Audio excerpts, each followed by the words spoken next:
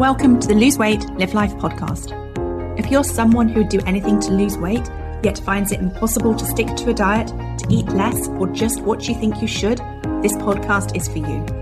I am your host, certified life and weight mindset coach, Clair MACKENZIE. Listen in to learn how to stop overeating, lose weight for the last time, and create a relationship with food and yourself that you love, all without diet deprivation and self-sabotage.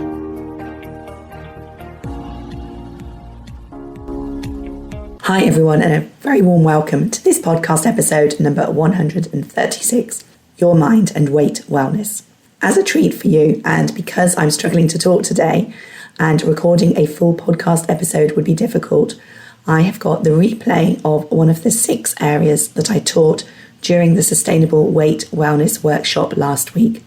The 6 areas we covered were your body, your brain, your mind, your emotions, yourself, and your life. And this snippet from the workshop is all about your mind.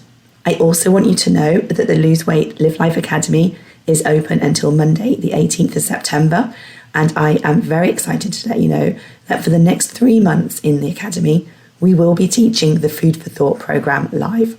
Now, this starts on Monday, the 18th of September as well, and classes will be at 7:30 p.m. every week for 13 weeks. That's UK time.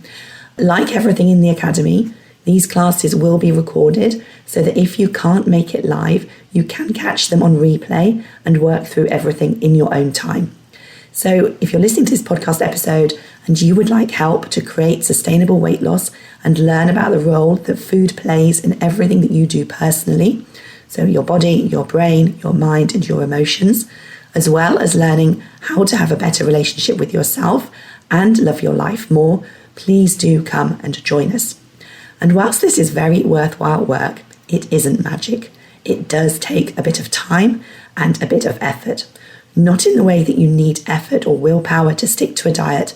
This is more like the effort you need to give a new hobby or any new course or skill that you're wanting to learn. Anyhow, I say this because my recommendation is that everyone who joins commits to 12 months of support if they can, because doing this work and showing up for yourself for 12 months will be life-changing for your emotional and physical well-being. Anyway, to find out more about this, please go to www.thebestyou.coach/enroll. And if you have any questions, please email us at support@weightwhispering.com. Okay, enjoy this segment of the workshop. Okay, so let's talk about what is going on in your mind. All right. Your current weight is the result of how you think about food, yourself, and your life. Your current weight is your result of how you think about food, yourself, and your life. I think this is true. I also think that your current weight is not your fault. And I think the two almost like oppose one another. But I want you to know that your current weight is the result of how you think about food, yourself, and your life. Okay. We've all grown up thinking that eating all of these processed and refined foods is really normal, that we should have, 3 meals a day, 3 snacks a day. Breakfast is the most important meal of the day. There's a whole load of socialized food beliefs that we have that are impacting our ability to lose weight and not overeat. The thoughts and beliefs that you have about eating and your weight and foods are going to be unique to you. So there's a lot of common themes. We're influenced by society, but they're also going to be impacted by the belief systems of your parents, of your friends, of teachers at school, of food manufacturing and advertising industry. Everything's going on. So it's time. I want you to uncover your thinking and belief systems that keep you eating and learn how to take charge. That's what we're looking to do here. And we are phenomenally unaware of our thoughts and belief system when it comes to food, because of course we've all spent so much time eating. We make hundreds, if not thousands, of food decisions or food related decisions every week. And so it's also in our subconscious, but we want to bring it to our consciousness. And what I think about this is that we are fish in water when it comes to weight loss thinking. So a fish is unaware of the water in which it swims, just like we're unaware of the air that we breathe. Okay. We're not really aware that wherever we are right now, it's full of air. We don't think there's anything there. We're not aware of it. And actually, our thoughts about food are a bit like that too. And if we have thoughts that are hindering to us being healthy, being slim, losing weight, and we think them over and over and over again, we start to believe them. They start to feel like our truths. Okay. And so this is what we are going to be, flick back. This is what we are going to be talking about. All right. I want you to think about foods that hinder your weight loss versus foods that help your weight loss. Okay. What do you think about foods that hinder your weight loss versus foods that help your weight loss? What do you think about the process of losing weight for you? This is like what we're moving on to here in terms of the next worksheet. Before we move on, I just want to say a few more things about this. I want to almost like backtrack a little bit. So, thoughts and beliefs. So a thought is a sentence in your mind. So a lot of the time we are unaware of what we're thinking, but we have somewhere between 6 and 60,000 thoughts a day. A thought is a sentence in our mind. Many of our thoughts we are aware of. We have, when we say things out loud, for example, those are thoughts that we're aware of because we say them out loud. Many of our thoughts we're not aware of. They are below our level of consciousness. And as I said, when we think a thought over and over again, we believe it to be true and it feels factual, but in actual fact, it's not factual. What I want us to consider are the thoughts that we might have, as I was saying, about food. So examples of thoughts that we might have about food that keep us overeating, hinder our weight. I want to explore a bit with you here now. And sometimes I call these thought errors. So we can argue the case for and against whether or not they are true or not. So I'm addicted to sugar. Think of as a thought. There's scientific evidence and scientific research to say that sugar is the most addictive substance. But what does it mean to be addicted to sugar? That's all that matters here, really. When you say to yourself, you're addicted to sugar, you tend to think that it's really difficult for you because you're, the special person, the unique snowflake that is addicted to sugar. And I'm sort of like saying this in jest here. We all think that it's just the way humans operate and humans think. So I'm not judging you this. But if you think you're addicted to sugar, you are going to think it's more difficult for you to stop eating sugar than it is the next person who you think probably isn't addicted to sugar. And as I said, there's a lot of scientific evidence. What I want to say to you here, though, is thinking that you are addicted to sugar. When you think that something that you are addicted to means that it is very difficult for you to give it up.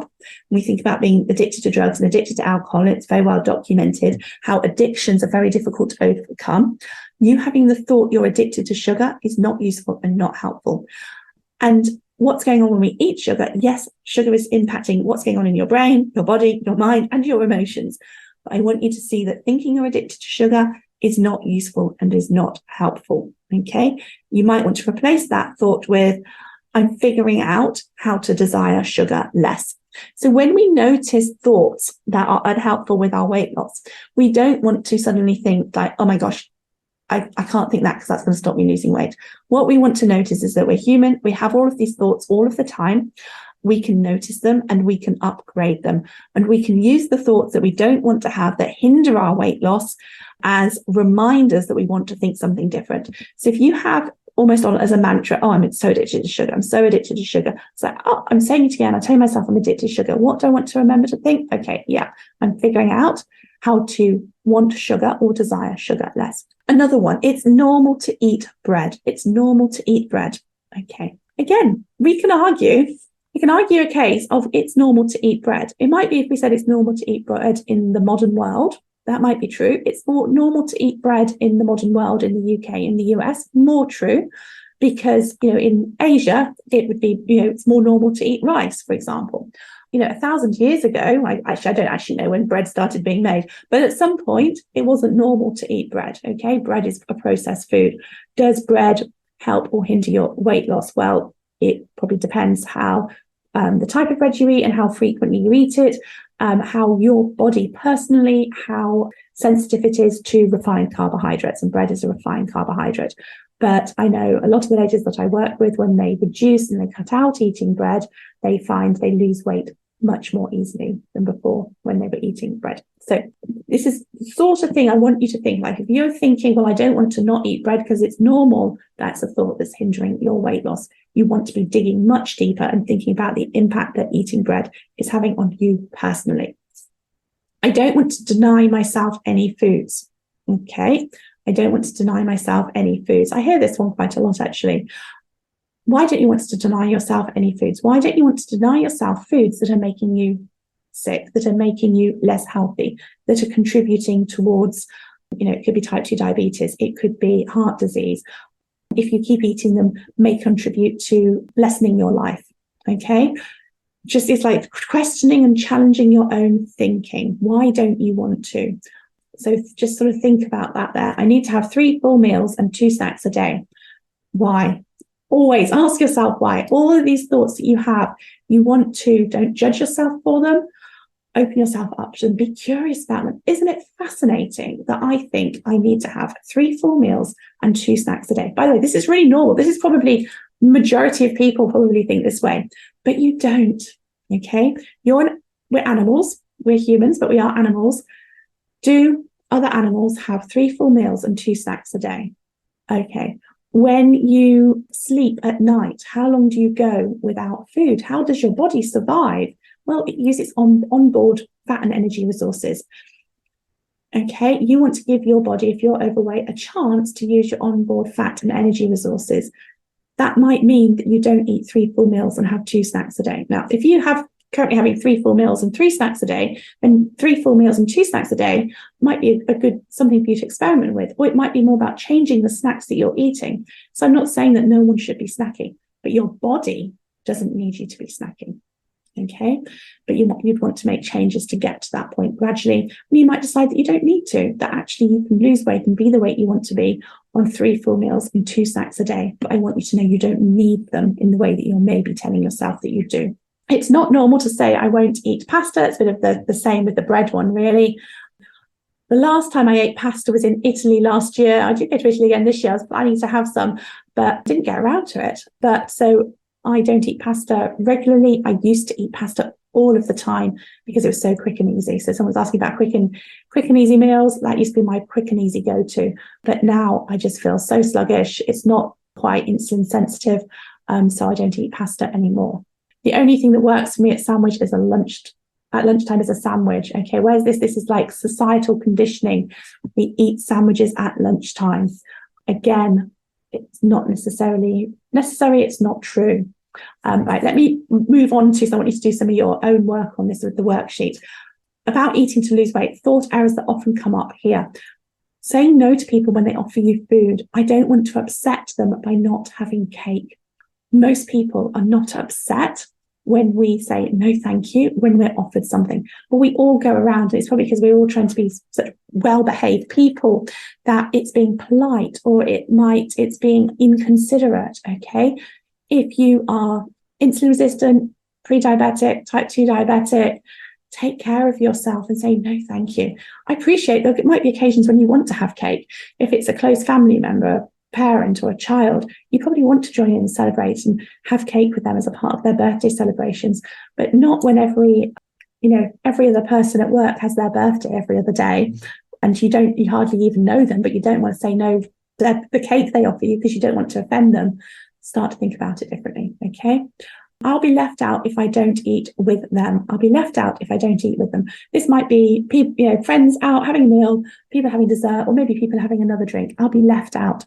Well, yes, you might not like the fact, you might sort of tell yourself that it feels a bit like you're missing out, but what are you gaining? By saying no, thank you, what are you gaining? You are gaining health. You're missing out on poorer health. You are supporting your weight loss goals. You're missing out on not having the weight loss goals that you want. Flip the sentence and look at it in different ways. I need to eat now so that I'm not hungry later. Actually, no, you don't need to eat now so that you're not hungry later. What you want to do is give your body a chance to use your onboard fat as a source of energy. Okay. Another favourite, let's do one more. I can't eat what I want. You can always eat what you want. This is a leftover thought from diet mentality, where we tell ourselves, I can't have this because I'm on this diet. Really normal. You are a grown human adult. You can choose what you eat. You can choose to eat all of the refined, ultra-processed foods with added sugar, fat, flour, salt, all of the things. The truth is you don't want to, okay? The truth is you're here because you're wanting to lose weight. The truth is you don't want to eat those foods because you don't want what eating all of those foods is going to do and give you. So stop telling yourself that you can't have certain foods, and instead start telling yourself, I'm a person who no longer wants to eat foods like that, or I'm figuring out the fact that I don't want to eat foods like that. All right. So next worksheet, the food and weight loss beliefs worksheet. Time for you to take a look at that. I'm going to put the timer on. I can't remember off the top of my head how many pages that one's got, but I'll have a look. So maybe 5 minutes, and then we will come back for Q&A. So pop your questions in again there. All right. Thanks, everyone. 5 minutes then. Let's see. Sarah says, a thought that keeps coming up for her is that this is a lot of work. Okay. So yeah, I think it's really interesting, isn't it? I really enjoyed doing this work when I stopped focusing on trying to lose weight for dieting and started to try and understand myself better. So if you think this is a lot of work, I would start with asking yourself a couple of things. Is what about it do I think is a lot of work? Is that a problem? Why is that a problem? And what do I want to do about it, really? I think that this approach to weight loss is very different to going on a diet. I don't necessarily think that it's more difficult. I don't necessarily think that it's more time consuming. I think that you get a lot more back from the time and the effort that you put into it, because I don't think it's ever wasted. Whereas I think sometimes the time and effort we put into like a temporary diet is easily, not necessarily 100% wasted, but we don't feel the longer term benefits of that. When I'm noticing that something feels hard or difficult, I like to think about whether or not it's worth the effort. What have you got to gain here? Is what you've got to gain from this worth the amount of work that you put in? I think the amount of work you probably want to put into this is about 15 minutes a day. When we are looking at understanding ourselves, noticing what is going on for us. I talk about a habit of journaling inside of the Lose Weight, Live Life Academy. It's learning how to pay attention to you, to what you're eating, how you're eating, what's going on with food in your body, how you're thinking, how you're feeling, all of these things. We're so bad at paying attention to ourselves. It's ridiculous if we think about it. We don't pay attention to ourselves. It's very normal to just exist. I think you are worth paying attention to. I think all of us are worth having our own attention paid to us. As women of the age that we are, there's a very lot of good girl syndrome, pleasing people syndrome. I really recommend you take time for you. Don't think of this as work. I think of this as an investment in your time, in your energy. Think of it as an investment in you, and think about the benefits: weight loss, improved health, improved psychological well-being. What will all of those give you? Potentially longer life, potentially being able to be more active and travel more in your older age, being around for grandchildren, great-grandchildren, all of those things. Just sort of like, if you find yourself thinking that, I'm not sure if this is worth the work or it's a lot of work, it's like, yeah, it is a bit of work and I'm worth it. And it could be the most important work I ever do. That's something that I like to think about it as well. Pam says she's struggling with feeling that she's mad that she cannot eat what I want. Okay, so we touched on this a little bit.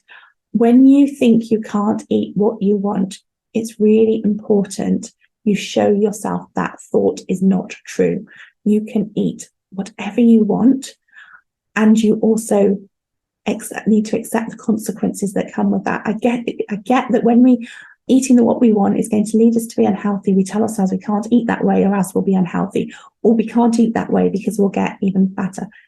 It's not true. We can eat that way. Yes, we might gain weight. Yes, we might be less healthy, but that's still our choice. There's no moral judgment in that.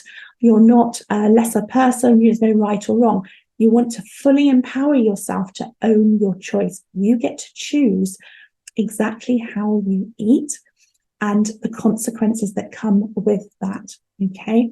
I promise you, it's your choice. So anytime you find yourself telling yourself, I can't have that, it's like, no, hang on a minute, I can have that. I know my primal brain wants that. I know my human brain, my mother brain, doesn't want me to have that. And I know that future me will appreciate me for not having it. But it's still not true that I can't have it. Okay. So just really sort of think about what you want to say to yourself around those areas there. Attendee says, I struggle with the fact that it seems to take I struggle with the fact that it seems to take an insurmountable amount of effort to make any progress at all. With a vast amount of weight to lose, 4 stone, this is quite defeating. Okay, so again, this is, I guess, similar in some ways, but it seems to take an insurmountable amount of effort. So that feels like the truth to you, this insurmountable amount of effort. That is a thought. How would you define an insurmountable amount of effort? This is really important. This is starting to get into the nitty-gritty of it here now. What does an insurmountable effort look like? If you want to go ahead and put that in the comments, I'd really appreciate it, because then we can actually talk about that with a bit more detail. You also have a thought that 4 stone is a vast amount of weight to lose. I work with lots of women that have 10 and more stone weight to lose.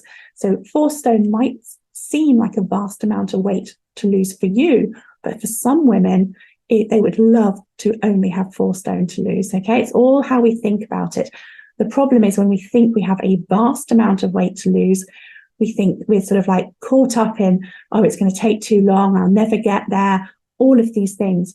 And that makes weight loss more difficult. So you say, an insurmountable amount of effort equates to increased exercise and reduced food intake, cut out all sweets, etc., and then gain 3 pounds on the scale. Okay, so a couple of things.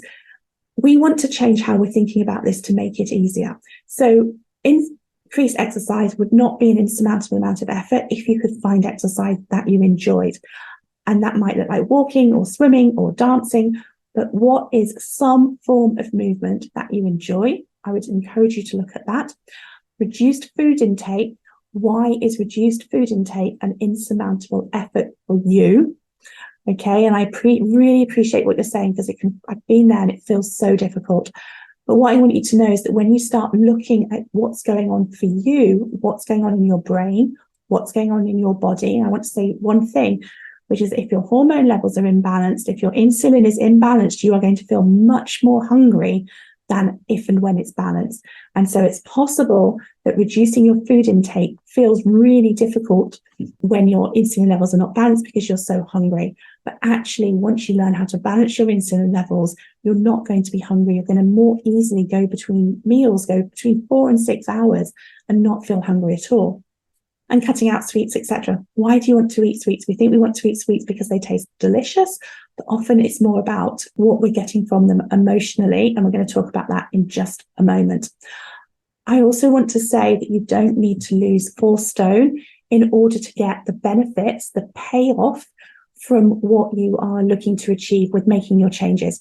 So it's possible that after just 1 or 2 weeks, you will start to feel so much better, that you will start to see that you're getting the benefit to make that insurmountable amount of effort worthwhile in just a couple of weeks. You don't need to wait until you've lost 4 stone, because when we're on a downward trajectory, when we're starting to incorporate those better habits, we're going to quickly feel better about ourselves, because we do, rightly or wrongly, the way in which we've been conditioned by society. When we are losing weight, we feel better about ourselves. Okay, might be wrong, but it's probably truth for most of us. We're going to have more energy because of how we're eating. We might notice reduced inflammation, less brain fogginess, less tiredness, easier to, I used to get out of bed and walk down the stairs and my ankles almost creaked and were a bit sore. It was just normal to me until I lost weight and I started to feel better. You won't know until you start losing weight how impactful that will feel way before you've lost 4 stone. So I just wanted to say that to you there. Juliet says, I think my question is similar because, as you know, I've tried before, and then it seems as if I have too many other urgent priorities, and then I don't prioritize this. I know I want to write now, but I don't want to repeat old patterns. Okay, so it's really normal as well to try things. Juliet's worked with me before, and then we get distracted or other priorities come along, and we worry that if we sort of come back to it, the same will happen again. What I really encourage you to do is to think about when you started to lose, prioritizing yourself, paying attention, however you describe that, whatever that looks like for you, start to, if you can, think back to what was going on for you. Because what you want to be able to do is nobody's weight loss journey is a perfect path downwards, either in weight loss and numbers coming down the scales, nor in consistency of what they're doing. Nor inconsistency of what they're doing. It's going to be a series of up and downs. You want to know where you are and you want to know where you're headed. And you want to know when you're off track so you can bring yourself back. So the key thing is going to be not, getting distracted, not finding other things get in the way of prioritizing yourself. The key thing that you're going to want to do is to learn what to do when that happens so that you can bring yourself back on track. And so what you want to be doing is looking out for that happening and not think, oh my gosh, it's happened again, but like, okay, this is a part of my life. This is a part of who I am. Prioritizing myself is difficult. Life throws all sorts of things at me all of the time. The skill I want to learn is how I stay focused on me in amongst all of that. And that's a skill. The only way you can learn that skill is by allowing it to happen. Learning, observing it, seeing what's going on and bringing yourself back. I often say that it's a bit like learning to surf. Not like I've ever learned to surf. You cannot learn to surf without getting on a surfboard and falling off over and over and over again. So you might read a book about surfing, you might watch a video on surfing, but until you get out in the sea on a surfboard and experience the falling off, it's the falling off that teaches you how to stay on. And it's the same with this process as well. The problem is not in the falling off. The problem is in the giving up when you're falling off. And the quicker you get back on, the quicker you keep going. So the more times you fall off and get back on and then learn a bit more and fall off, the better you're going to learn about, stamina and balance and wave flow or whatever. I've no idea what the language for any of this is. But anyway, that's how you learn all of that, okay? It's repeatedly failing as often as possible, as quickly as possible, helps you learn so that you start to build some consistency. So how to keep this a top priority in my life at this time. And it might be that you decide what you want your journey to look like. This question is also from Juliet, when it is a top priority in your life and when it's not. So it might be recognizing there's going to be times in my life when this isn't going to be a top priority. But what I do in those periods is I manage my weight, I maintain it.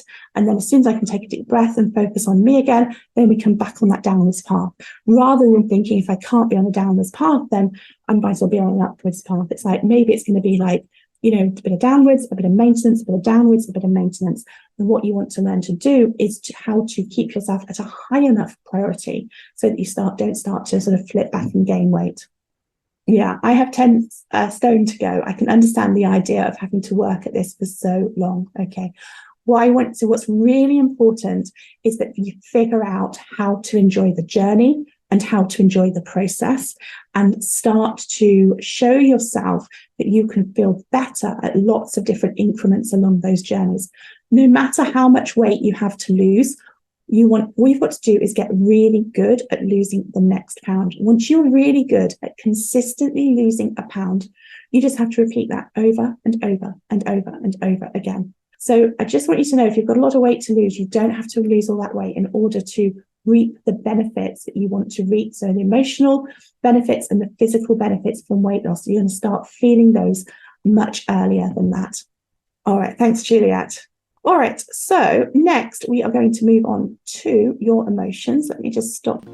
If you enjoyed listening to this podcast and are ready to live a more intentional life, lose weight as a part of that journey, and create a relationship with food and yourself that you love, then I would be honoured to have you join the Lose Weight, Live Life Academy membership and coach with me. The programme offers different levels of support to suit you, including self-paced learning, twice weekly calls, private coaching, an amazingly caring community, and lots more.